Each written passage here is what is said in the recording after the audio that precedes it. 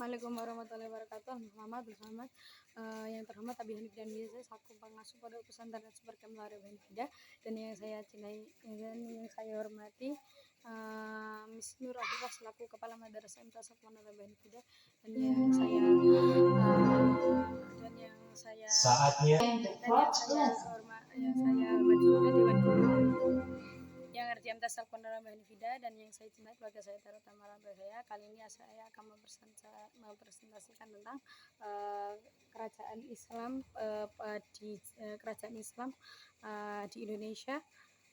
Yang pertama tentang yaitu kerajaan pertamanya adalah Kerajaan Samudra Pasai. Dinastinya ada dua, yang dinasti pertama dinasti Merahkhoir. Dinasti Merahkhoir dipimpin oleh Maharaja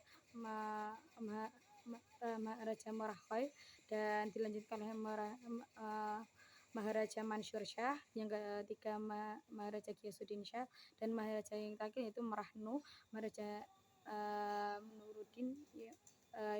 Itu berasal dari Mesir dan ia tidak mempunyai keturunan, dan itu adalah dinasti menyebab dinasti Merahkhoir berakhir, dan dilanjutkan oleh dinasti Marahsilu dipimpin oleh Marahsilu yaitu atau Sultan Malik Saleh dari Malaysia, dilanjutkan oleh Sultan Muhammad Malik Zahir, dan Sultan Mahmud Malik Zahid sampai Sultan Zainal Abidin yang mengalami kerajaannya berkembang pesat karena sudah ada uang dirham ya di sana. Dan yang kedua Kerajaan Malaka, di kekuasaannya meliputi Semenanjung Malaka sampai Riau. Dipimpin raja pertama adalah Iskandar Shah, dilanjutkan Sultan Muzaffar Shah, Mansur Shah, dan Alauddin Shah. Budayanya menganut Melayu dan Islam. Pada 1511 dikuasai Portugis dan Sultan Iskandar Muda. Dan yang ketiga dan Kerajaan Aceh Darussalam dipimpin oleh Sultan Ali Mughayat Shah Salahuddin, dan yang kedua Sultan Alauddin Riayat Shah Al-Qahar, dan Sultan Iskandar Muda mengalami kebangkitan dan berkembang pesat, dan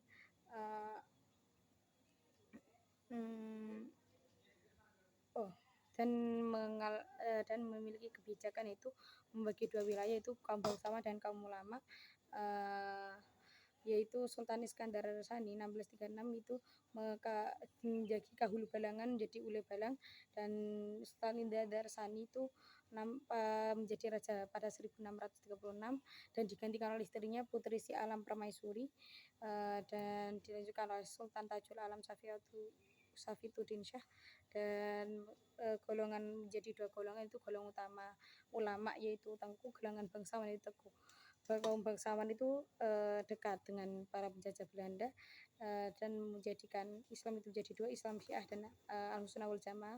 Dan dua sastrawan terkenal itu Nuruddin Al-Raniri dan Hamzah Fansuri, dan karya yang terakhir adalah Bustanus Salatin dan Hikayat Putro Gembokmo.